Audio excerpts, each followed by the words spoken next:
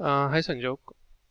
So in this issue, when this list is in expanded state and we have only few tasks in any group, then I think we are showing 15 tasks at a time, and then we show the load more button.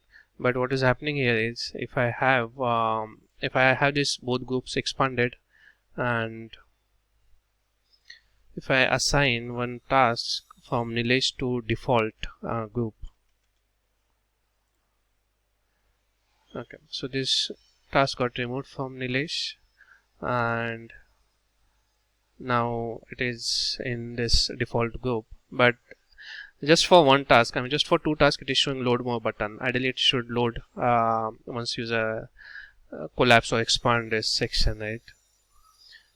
So for this one task, user had to click on this load more button. Yeah, that's the issue. Thank you.